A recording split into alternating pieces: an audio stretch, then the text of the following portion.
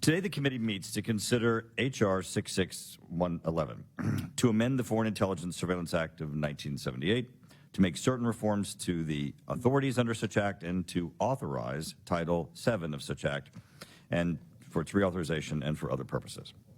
The Foreign Intelligence Surveillance Act, or FISA, established safeguards on intelligence operations regarding the collection of foreign intelligence.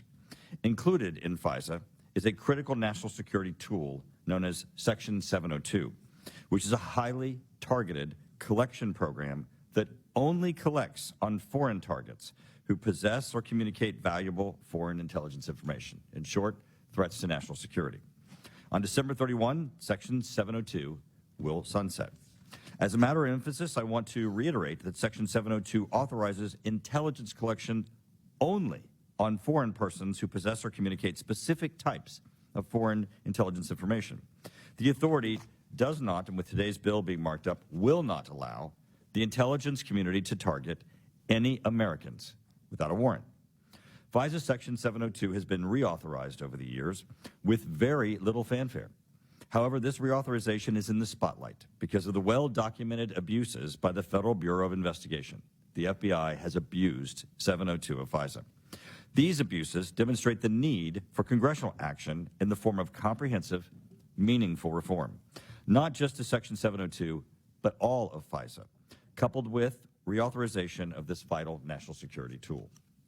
This committee, with the establishment of an internal bipartisan working group, and in parallel, the establishment of a joint Republican working group with the House Judiciary Committee, has committed itself to identifying problems and finding solutions to make FISA a more efficient and effective national security tool, while simultaneously protecting American civil rights and civil liberties by preventing future abuses. H.R. 6611 contains 40 targeted reforms that solve the problems we identified with the FBI's querying features, the Title I application process, and the lack of transparency with the Foreign Intelligence Surveillance Court, known as the FISC. With groups like Hamas, ISIS, Al-Qaeda, and Hezbollah calling for attacks targeting the homeland and American allies and interests abroad, we are currently at the highest threat to national security to the United States in a decade. FISA is our best weapon to combat the threats we face today and in the future. The American people are looking for us to keep them safe. What we do today to both reform and reauthorize FISA will help ensure that we're doing what we were sent to Washington for. Before I conclude, I want to thank Congressman Darren LaHood and Congressman Brian Fitzpatrick for their efforts in leading our working groups. I also want to thank my ranking member Jim Himes for his bipartisan support throughout this process. Finally, I would like to thank the committee staff for their countless hours they've spent drafting this important legislation. I do want to take a minute and make a few comments about the bill that was passed by Judiciary. Yesterday, the Judiciary Committee passed a bill purporting to be FISA reauthorization and reform. Our bill is targeted to FBI abuses, and I think I would have thought that their bill would have also.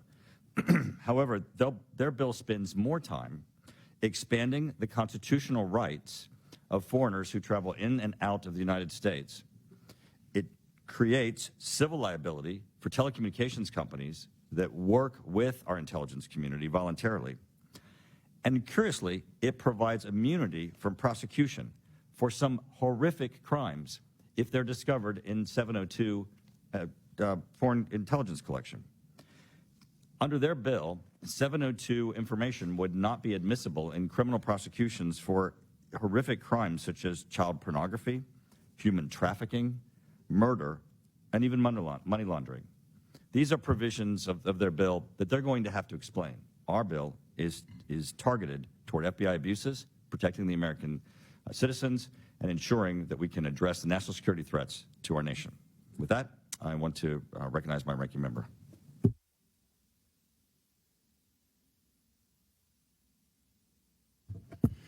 Thank you, Mr. Chairman, and I'm very proud to support the FISA Reform and Reauthorization Act of 2023. For the better part of a year, the House Intelligence Committee has worked diligently and collaboratively on an unprecedented basis on this bill, starting from the premise that it is essential that we reauthorize Section Section 702 of FISA, but that we cannot and will not do so without significant reforms. I cannot stress enough the background work that went into this product over the last year. Frankly, I've never seen anything quite like it in my 15 years in Congress. Hearing after hearing, hundreds if not thousands of meetings and get-togethers with every element of the government that uses or touches or is interested in 702 authorities, meetings with FISA judges, privacy advocates, and then constant bicameral, bipartisan negotiation. I think I spent more time over the course of the 2 weeks with this chairman and with Chairman Warner over in the Senate than I've spent with family members. So this is really a product of an immense amount of work around a very, very technical subject. The bill is the product of those many efforts, and it includes reforms that are tough as well as targeted, aimed at ensuring that we can continue to use this foreign intelligence tool to keep Americans safe, but that we can also have confidence that it is being used in a way that is consistent with our values. I want to walk through a few specific provisions that are in the bill, but first a word about the process.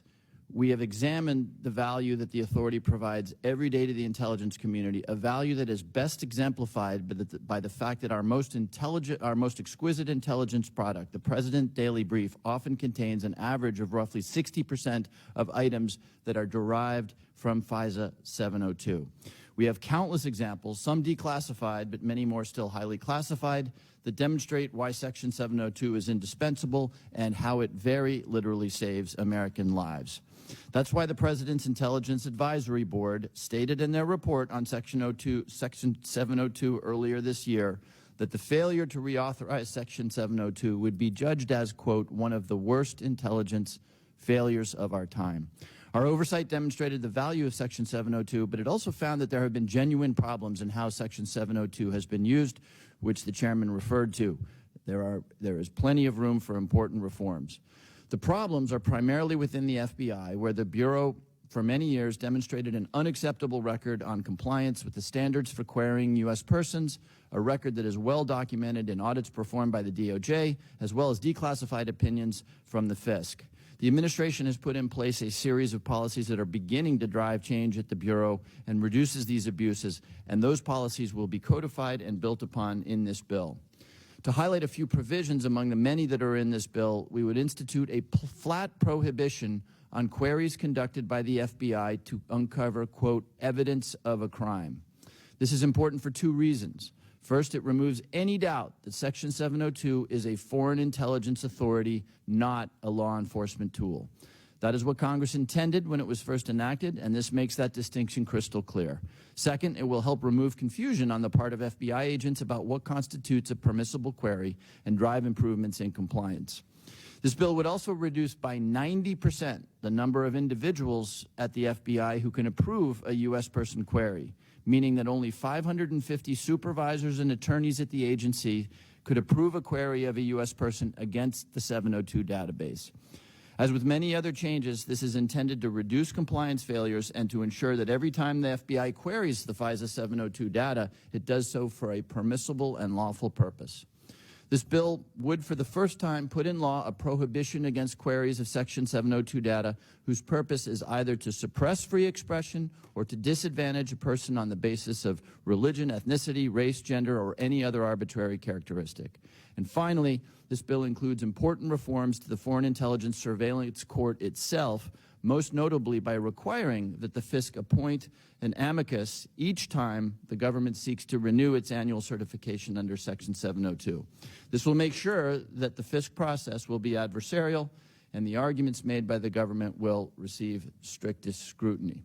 Finally, as I said before, this bill is the product of extensive bicameral and bipartisan negotiation and compromise. As such, it's not the perfect bill for anybody sitting up here, but this is how one legislates in a wide and diverse body. Each and every one of us would make individual changes, and because we don't purport to have the perfect bill, merely the best bill, this bill, too, like previous FISA authorizations, will sunset, giving a future Congress another opportunity to consider the value of the program and reforms. As this process proceeds, all of us on this committee stand ready to work with our colleagues in the House and Senate to reauthorize Section 702 and to do so with the smart and tough reforms that are so clearly needed. Once again, thank you to the staff who put in hundreds, if not thousands, of hours on this product, and thank you to Chairman Turner and all the members of this committee for their contributions to this effort and our national security. I urge support for the legislation and yield back. Thank you. We now turn to calling up the bill, and then we'll turn to comments from members. Pursuant to notice, I now call up H.R. 6611, the Pfizer Reform and Reauthorization Act of 2023. The clerk shall report the title of the bill. H.R. 6611, the Pfizer Reform and Reauthorization Act of 2023. Without objection, the first reading of the bill is dispensed with, and the bill is open to amendment at any point. At this time, does any member wish to be recognized? I recognize Representative Castro. Thank you, Chairman. The reform and reauthorization of FISA 702 is one of the most important tasks that this committee has, and this will be my second authorization process as a member of the Intelligence Committee. I want to first thank Chairman Turner and Ranking Member Hyams and my colleagues on the committee, and also all of the staff, both Republican and Democrat, for their efforts over the last year in investigating the uses and abuses of this authority and proposing reforms. The process that Chairman Turner and Ranking Member Hyams set up has been a thoughtful and earnest one. Over the last year, we have participated in numerous engagements with the intelligence community, the FBI, and others that have the responsibility to use these important tools authorized by law. Through that process, including as part of the bipartisan working group, I've come to appreciate the immense value of the FISA 702 authority in protecting Americans and countering our adversaries. There's no question that this authority is critical for America's national security. It has saved American lives. It has informed our diplomats as they negotiate with our adversaries. Everything I have seen during my time in this committee has led me to believe that FISA 702 should be reauthorized. But, as they say, the devil is in the details. Just as I've come to appreciate the importance of FISA 702, I've also come to understand the serious risks that the abuse of such an authority can and has led to in our country. Under current practice and law, intelligence agencies and the FBI are able to search the 702 database for communications between foreign nationals and U.S. citizens or residents. This, understandably, raises privacy and civil liberties risks, and while there are many legitimate cases where such searches need to be conducted, it's our responsibility to ensure that this is done in an appropriate manner. This committee's bill implements and codifies a number of important reforms to constrain the privacy and civil liberties risks to American citizens. But I'm open to more restrictions on when the government can conduct such U.S. person queries in FISA 702, including judicial review of U.S. person queries if structured appropriately. In addition to what may not be in the bill, I also have serious concerns with certain provisions in the committee's bill which prevent me from lending my support to it at this time. The most important is the language in Section 505, which codifies a process to, quote, vet non-citizens who attempt to enter the United States or wish to enter the United States for immigration, tourism, business, or personal reasons through the 702 database. I represent San Antonio, Texas, and I have family who live in the border communities along both sides of the Rio Grande. My constituents and those in South Texas have a very different relationship with the border than most Americans. We have deep family ties with communities in Mexico that go back generations. We depend on trade with Mexico to sustain our economies. Thousands of people cross the border every day to visit family, commute to work, or simply shop at the malls. I'm increasingly concerned by the rhetoric from many parts of this Congress and from leading public figures and presidential candidates who want to, quote, shut down the border and to stop those seeking refuge in the United States from attempting to. Between 2017 and 2021, I spent 4 years fighting an ever-increasing barrage of the most ill-conceived and malicious policies to harm migrants and border communities, and I'm increasingly concerned that we will relive those experiences again. I fear that codifying this provision, especially without meaningful safeguards, would give those who capitalize on fear and xenophobia an important tool to pursue their agenda. I do not believe that this is the intention of the authors of the bill, but we cannot trust that those who will wield these powers that we present to them in the future will not abuse those powers. Protecting the civil liberties of Americans against surveillance is a personal issue for me. My mother, a civil rights activist in the 1960s and 70s and even now, was surveilled by the FBI back then, as were many of her colleagues in the Mexican-American civil rights movement and those who were in the African-American civil rights movement and other political movements. So my family knows what it means for the government to turn these powerful tools against it. It's clear that serious reform of the FISA 702 authorities are needed There are important proposals on reforming the authority being debated in the Senate and, of course, in other committees in the House of Representatives. Regardless of what happens to this bill in committee today, I will remain engaged with my colleagues in this committee, the Judiciary Committee, and the Senate to come up with a way to reauthorize FISA 702 in a manner that appropriately protects civil liberties and minimizes its potential for abuse, regardless of who sits in the Oval Office. With that, I yield back. Thank you. I recognize Representative Crenshaw. Thank you, Mr. Chairman. Thank you for holding this markup.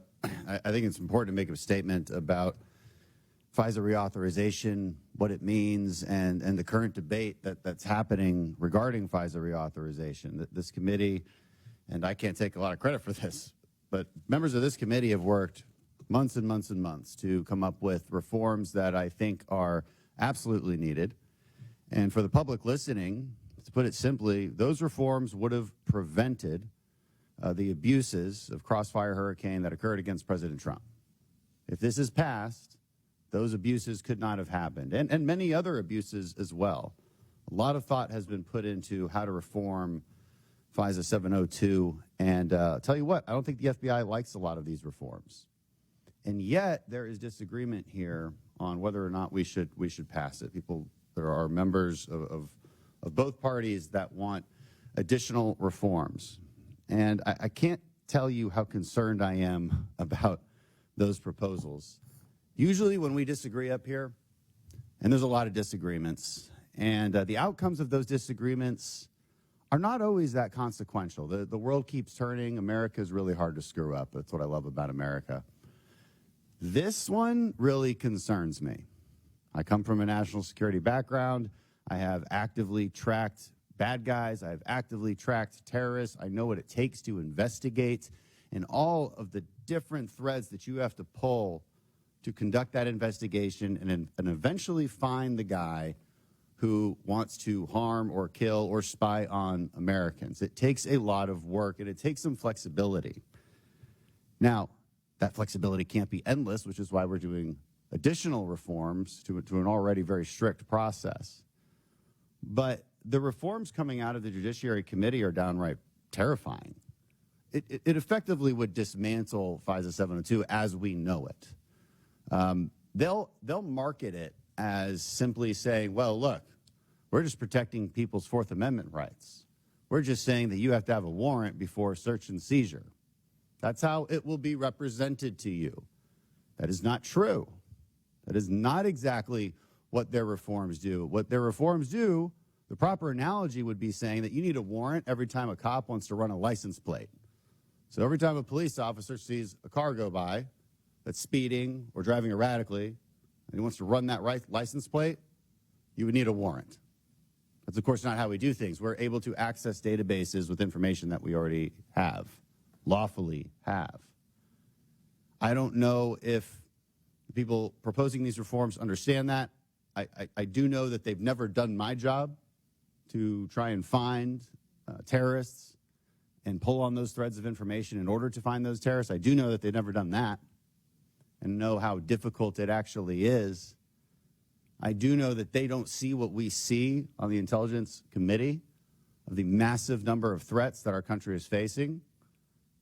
They have seen the FBI director recently say that we have never seen more red alarms going off around the world when it comes to threats against the homeland.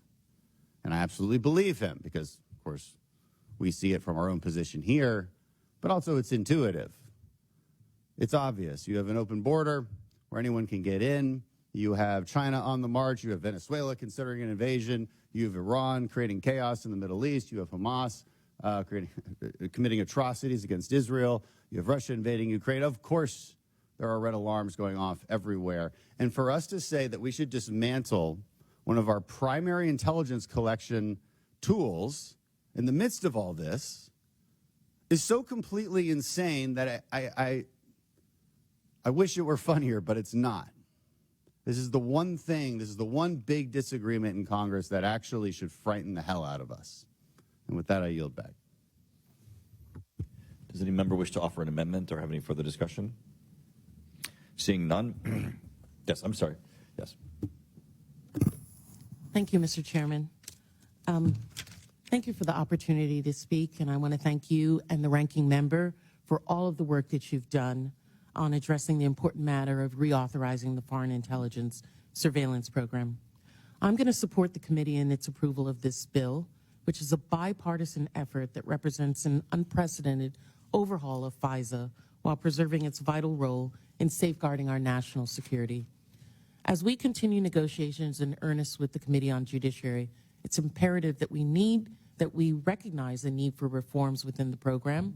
The proposed bill reflects this acknowledgement, incorporating measures to strengthen the supervision of queries of U.S. persons by the FBI and eliminating the authority to conduct queries unrelated to national security. It is paramount to understand that the Foreign Intelligence Surveillance Act, particularly Section 702, is a cornerstone in our intelligence collection efforts. The intelligence community and various stakeholders have consistently deemed it essential to preventing transnational terrorist and criminal activities. Its constitutionality has been affirmed repeatedly in federal courts, and its effectiveness in safeguarding our nation is unassailable. In the current threat environment, highlighted by the increased terrorism concerns amid the Israel-Hamas war, FBI Director Christopher Wray has emphasized the urgency of maintaining this vital tool. And I would have this committee know that I have worked personally with Director Wray in the aftermath of 9/11 when we were both political appointees at the Justice Department, and I know his loyalty to this country and the work that he and men and women of the FBI are doing to keep the homeland safe. We cannot afford to let it lapse, especially when our government is tirelessly working to prevent potential attacks. I am pleased to see the bill expand the definition of foreign intelligence to include counter-narcotic efforts. This expansion is particularly relevant to my district, the Virgin Islands of the United States, which is situated in the transit zone.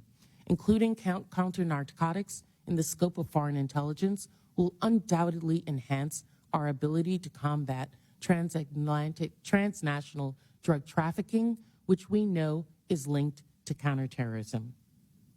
Moreover, the bill introduces accountability measures for FISA noncompliance, ensuring executive leaders and employees are held responsible. It establishes criminal and administrative penalties for intentional misconduct related to FISA, strengthening the integrity of the entire process.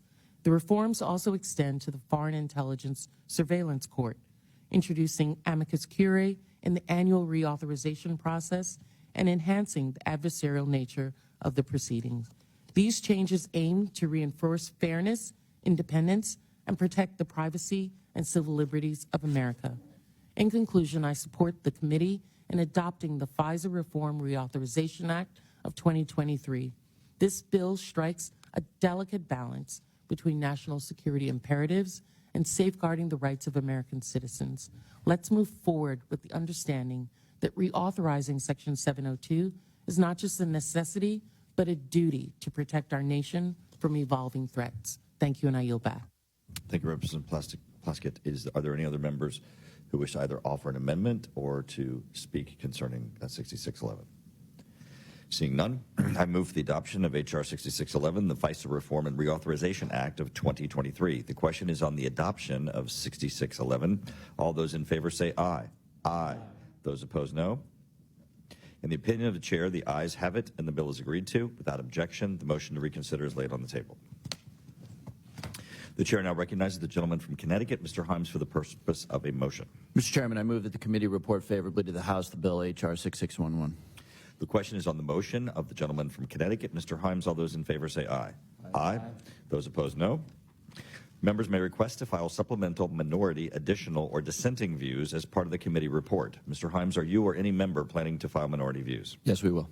Consistent with House rules, members are granted 2 additional calendar days to file minority or any other supplemental views to the committee's report to the House on H.R. 6611 pursuant to Clause 2L of House Rule 11. I ask unanimous consent that committee staff be authorized to make necessary conforming technical and clerical changes to the bill adopted by the committee and to remove from the bill provisions that would result in additional direct spending. Without objection, so ordered. I ask unanimous consent that the committee authorize the use of proxy voting in any conference committee with the Senate regarding H.R. 6611 or any similar legislation passed by the Senate. Without objection, so ordered. There being no further legislative business before the committee, this meeting is adjourned.